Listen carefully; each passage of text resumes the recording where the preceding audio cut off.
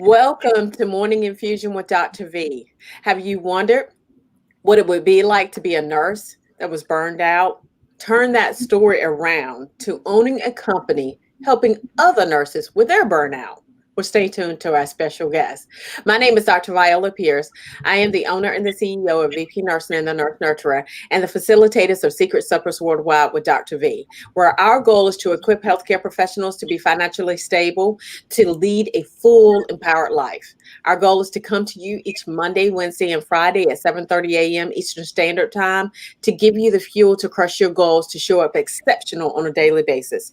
You can follow us on Twitter at the Nurse Nurturer, Instagram at VP Nursing, and if you are watching on YouTube, don't forget to hit the subscribe button and please share this video. You can also visit us at our website at vpnursing.com.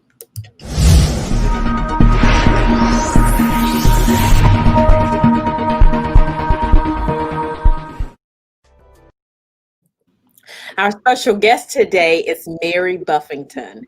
Mary Buffington is a nurse and certified life coach who works exclusively with nurses. She helps them learn how to create the careers and lives they want without the burnout. Her company, the Burnout Ward, has helped nurses using her signature program, the Unbreakable Nurse Society. She believes the more empowered, resilient nurses there are, the better healthcare will be for all, for sure, for sure. So welcome. I'm super excited to have you from Colorado. I got you up early. It's good to be here.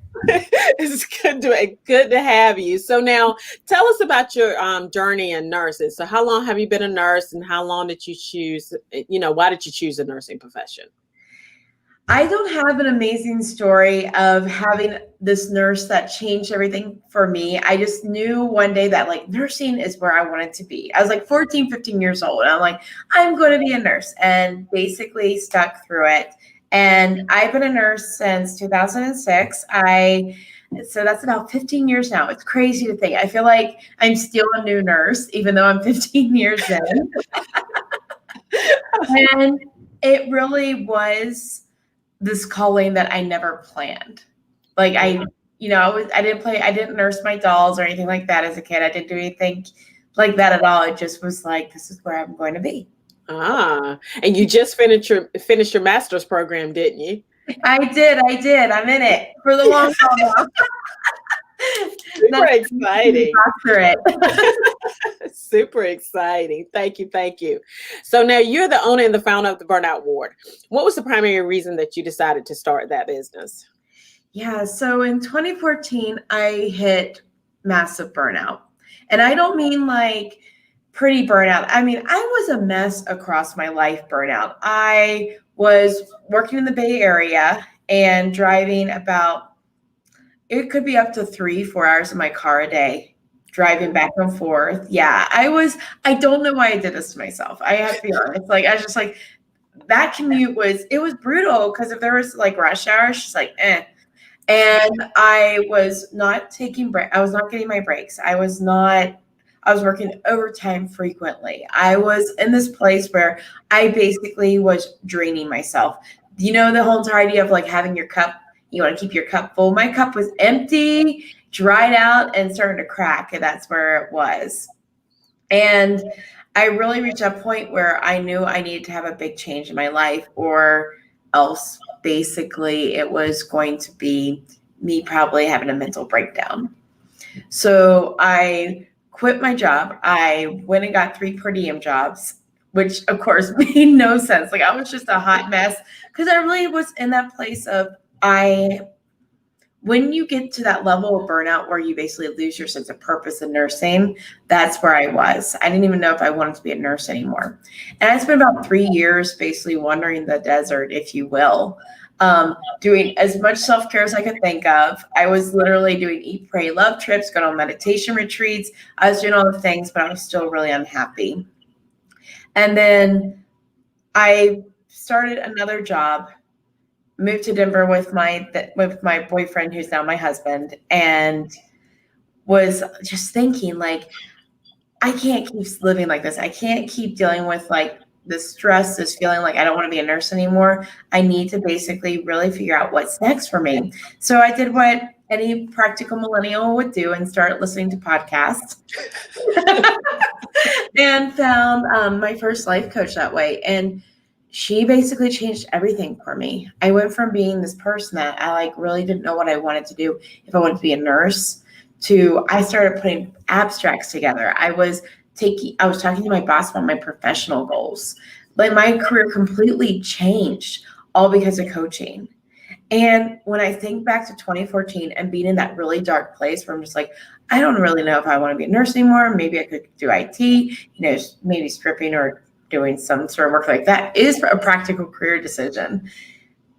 I really wish I had somebody that could just walk me through my career.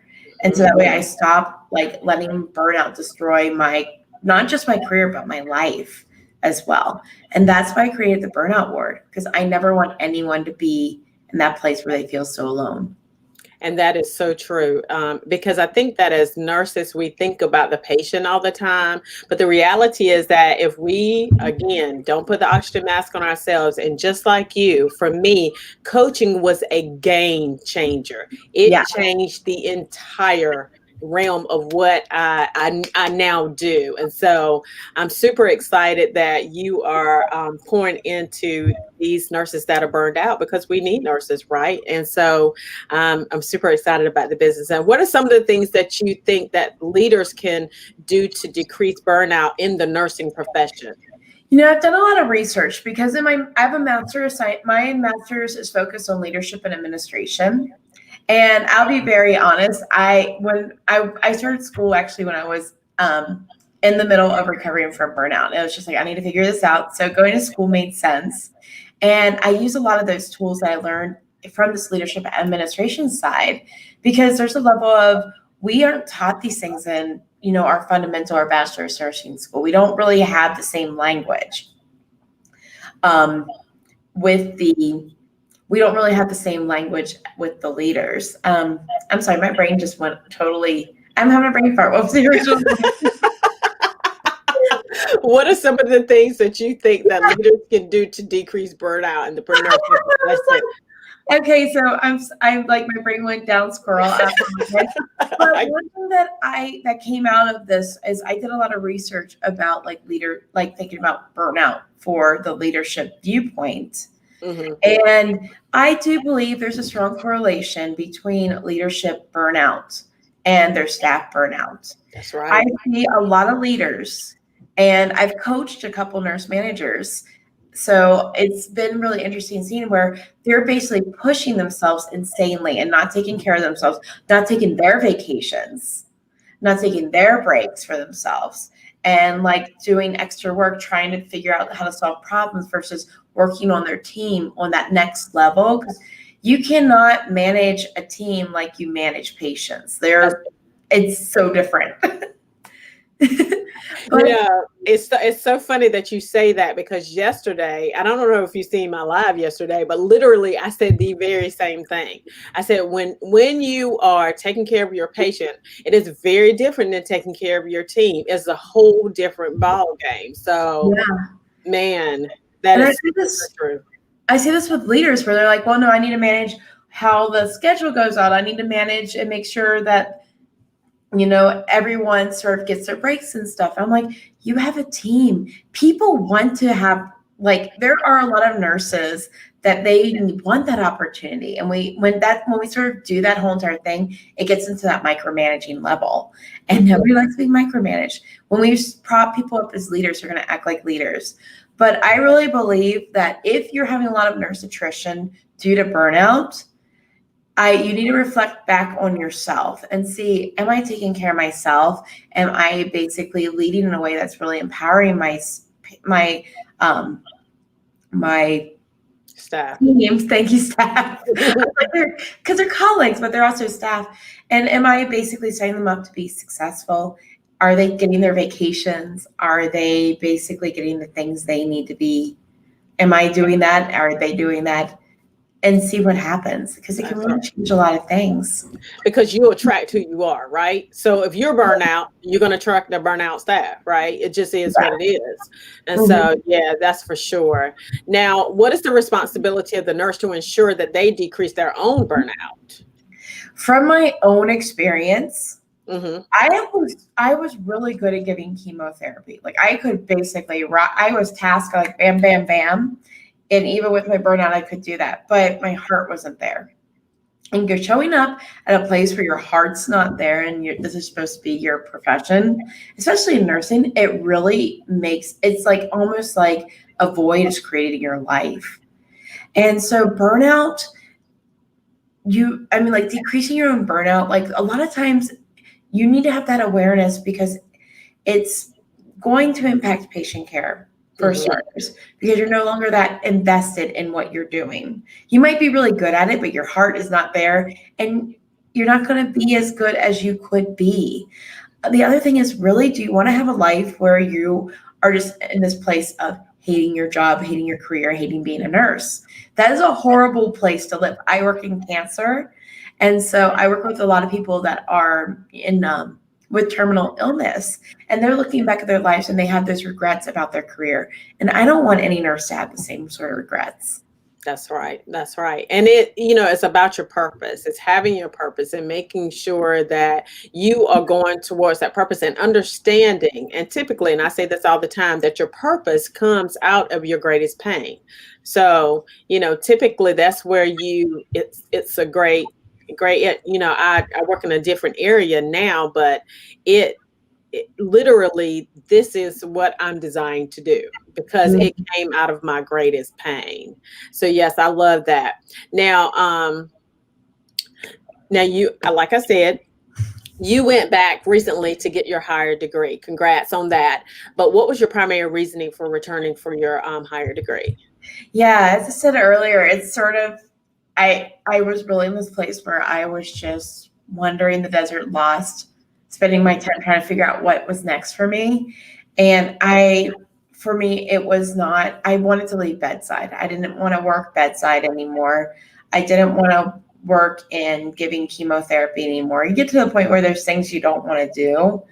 And I wanted to grow. And in my mind, my only options were going into management. Gotcha.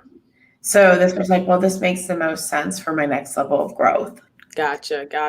I remember the day that I came back from vacation, because I used to come back from vacation and I wanted to stick people because I was an ER nurse and I was like, I want to stick people. And I came back and I didn't want to stick anybody. I was like, you need to move. Totally. Yeah. It's no longer good for you. And I totally made a decision not to. And it's sort of interesting during this, even though my intention was like, well, I can move into management by getting my MSN. What actually happened is like, there's a whole entire skill set here that nurses don't have. And I'm like, okay, so part of this is actually stuff I now bring into my own business as an entrepreneur. Like I didn't ever had plans to be a nurse entrepreneur. This just sort of evolved during that time. And I believe my master's has actually made this where I have a richer entrepreneur experience because I have more business skills. That's right. And you have the drive, right? Which is very Yeah. different. I didn't plan to be a nurse entrepreneur either, but it was like literally the best next step, right? And so I just take it, and literally God is like, I'm just like, okay, God, what are you saying today? And so I just kind of listen to him and just keep it moving. So it works for sure. Now, what are some of the things that you wish that you had known at the beginning of your career?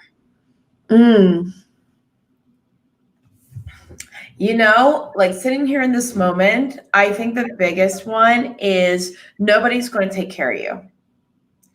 Not your manager. I mean, like I've had some amazing managers. I've had some managers that I'm like, the biggest lesson you ever taught me was that I need to that I'm the person that needs to determine my self-worth in this situation. That's right. And be willing to walk away. Like that's how I view some of those managers. I think that's the biggest one. Like, people are not going to take care of you in your career. And really the only person ever holding you back in your career is yourself. That's right. Yeah. Mask on yourself. Oxygen mask on yourself first. I just said that yesterday. I say it all the time because, Yeah. one of my friends, she was saying, we were talking and she said, I have to take care of this and I have to take care of this. I said, the first thing you're going to take care of is you. That's the first thing you're going to take care of. I tell you, Viola, when I was a new nurse, I did so many stupid things. Like I worked 16-hour shifts on the regular. I was just like, my brain was like, well, I need to do this. And just like, I kept giving in. There's this, when I work with my clients and when we're teaching resiliency, one of the big key fundamental pieces is oxygen mask on first or self-preservation. That's right. Like I basically don't, I'm a bit of a perfectionist, and most of our healthcare providers are. And you want a perfectionist oriented, provider. Like I don't want a surgeon that's basically be like, well, we're good. We got, this is passing work. I'm like, I want someone that's going to go above and beyond with it. Right. But you can't apply that logic to your whole life. Right. Because like what ended up happening is, well, I need to work 16 hours because otherwise we're not, there's not going to be any staff here. And it just was not a very realistic place to be. That's right. That's right. I remember working 60 hours and I did that commute too. That 1.5 hour one way, 1.5 hour the other way commute, working nights, stopping twice in the morning to sleep, because I was tired, being very unsafe, because I thought that working more hours, it says in the Bible that you can't work yourself to be rich, right? And so thinking that working more hours was going to save me from, my money woes. But the reality is that it's a mentality and that I needed to learn how to spend my money. And so that's the reason why right now I'm teaching, healthcare professionals to find their worth and to find their wealth. So yeah, it's really good. Now, can you, what advice would you give someone wanting to pursue a career in nursing? So some things that I wish I would have done differently. I wish I would have spent time as a CNA in a hospital for a while. Because I do think that CNA experience does set people up for success, and then they usually will help you pay for school. Mm-hmm. I did not take advantage of things that could have probably helped me pay for my student loan debt, because it got in my brain, no, I need to do this BSN thing. I need to go to college first. I need to do this stuff. I need to do that stuff. And while that's, a way you could definitely approach it, you don't need to take that road to Rome. There's lots of roads to go to Rome. And I really think it's good for you to sort of see, because then you get to sort of see what sort of it's like to actually be in a hospital. I mean, I did work as a nurse tech for a hot minute when I was in a semester between, summer between nursing school and the OB ward. And that was that sort of, I believe, helped me be more successful. I really wish I would have done that for a little while. And really just make sure I want to be there before being like, oh, I'm going to be a nurse. Now, I worked out well. I'm not going to talk smack about my decisions, but it would have been more fruit. It would have been it would have been a better decision for me financially. Right. That's that's very good, because I remember thinking that I wanted to be an informatics nurse, and also thinking that I wanted to be a nurse, a medical examiner, because in the state of North Carolina, in certain counties, you can be a medical examiner. And I was and so I saw and in the emergency department, you see, death, here and there, right? Because it's the nature of the beast. But, kind of hanging out with the dead body was not the way that I kind of wanted to be. And so then I went to Kansas, and we started doing code. And I was like, code, that is not for me. Oh my gosh. I love my nurses that can basically be really calm, cool, collected in codes. I love that nurse. I can be, I can be with anyone in any of their darkest moments when they have a new cancer diagnosis. I am there. I will be, and I basically am like, I am there, and I'm going to get them through things and help them figure this out and get them everything they need. But when it comes to a code, I'm definitely one of those people that I'm like a shaky. I get the shakes from adrenaline. That's not the code that I'm talking about. I'm talking about the code on the computer code. I was like, that's funnier. I'm an ER nurse. Code is what I do.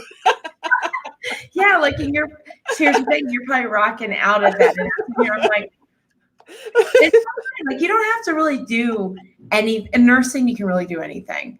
Like there are nurses doing all sorts of amazing, crazy things out That's there. right. That's right. Yeah. That's right. So whether you are or not. Right. And that code in the ER, that calmness, that is very important, because one thing that the teams that I work with, they rocked it out now. I mean, if the I love patient my was emergency room.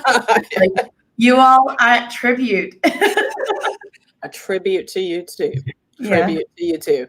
Now, can you name someone who has had a huge impact on your career as a nurse? And what are some of the things that this leader did to make your difference in your career? I have two people that basically helped shape me to where I was. Actually, probably more than two, but two that when I was a new nurse, really, I think they're the reason I survived those first few years. I worked with a nurse named Carol who was in her 70s. Wow. Yeah, like legit. Like she graduated from nursing school when my parents were born. Same year. Wow. She's since passed on, but she basically always believed in me.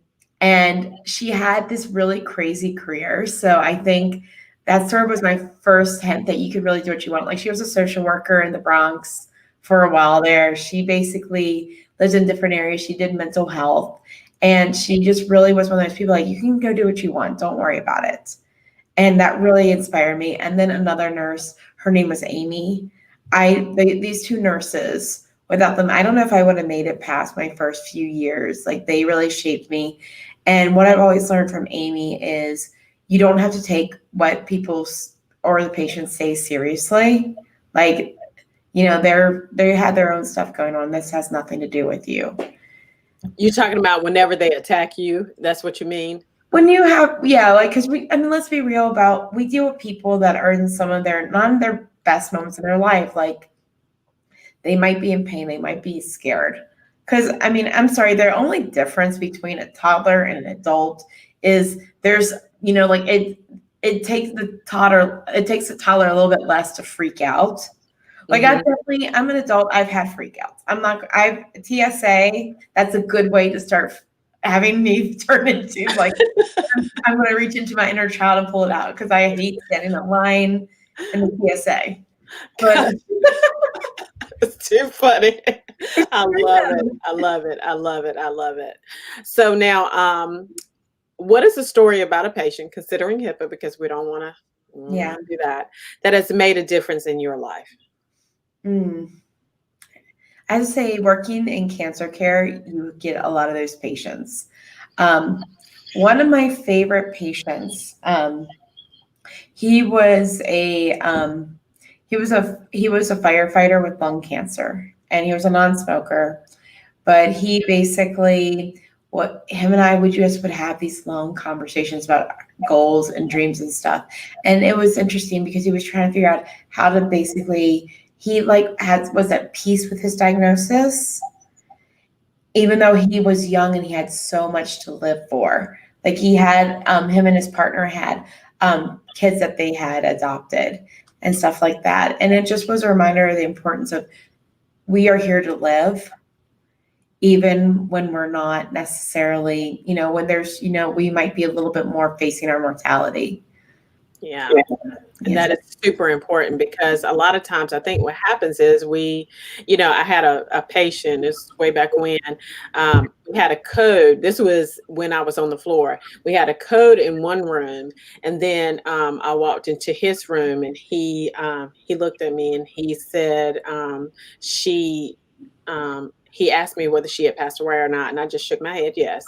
And he said, you know what? He said, this getting old stuff. He said, it is rough. He said, but it's better than dying. And I said, you know what? You're right. And it changed my perspective on that. It's just like, you need to live life to the fullest until the end and work it out every single day. Yeah. So, because you don't want to look back on your life and say, well, I wish I shoulda, coulda, woulda. You don't want to look back on your life and say that, because this body or this temple is here for a short amount of time. Yeah. And when it is done, it is done. So, Yes. what is the one common myth about our profession that you want to debunk? I think that would be that you need to work, that basically you have to work for people. That is the big one. Like you have to work for doctors, you have to work underneath a doctor, or you need to work underneath of a manager. I think that the area of nursing that's growing the most right now is nurse entrepreneurship, which is really exciting because there are so many people that have no medical background going out there being health coaches. They're out there, doing all sorts of different things. And as nurses, we are really the best people, in my opinion, to be health coaches. That's right.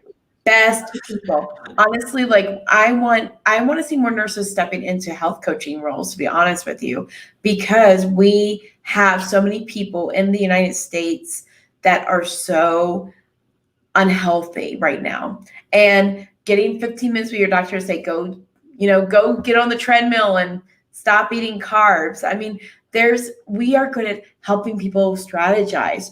Like in nursing school, remember our good old Nandas, because everyone loved their nursing diagnoses. Like a lot of that was supporting the well-being of the patient.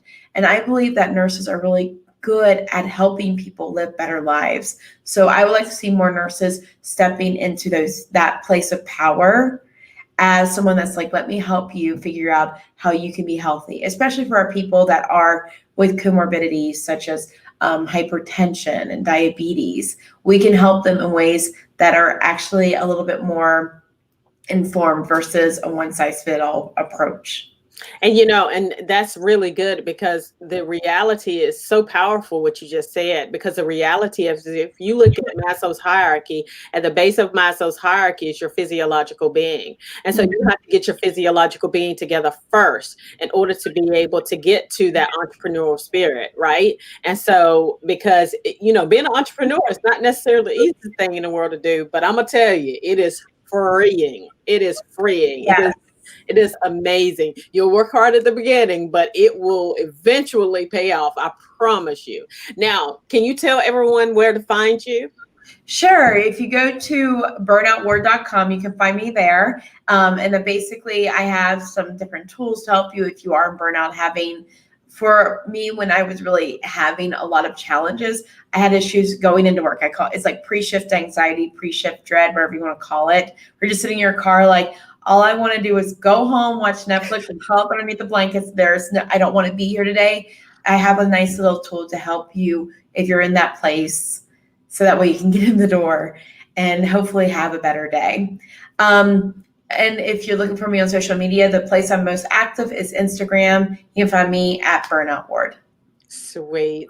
Well, thank you so much for coming on and getting up early in the morning for an hour. It was worth it. So my name is Dr. Viola Pierce, owner and CEO of VP Nursing and the Nurse Nurturer, and facilitators of Secret Suppers Worldwide with Dr. V, where our goal is to equip healthcare professionals to be financially stable, to lead a full, empowered life. Our goal is to come to you each Monday, Wednesday, and Friday at 7:30 Eastern Standard Time to give you the fuel to crush your goals, to show up exceptional on a daily basis. You can follow us on Twitter, The Nurse Nurturer, Instagram at VP Nurse. And if you're watching on YouTube, don't forget to hit the subscribe button and the share the video button. You can also visit our website at vpnursing.com. Everyone have an awesome day.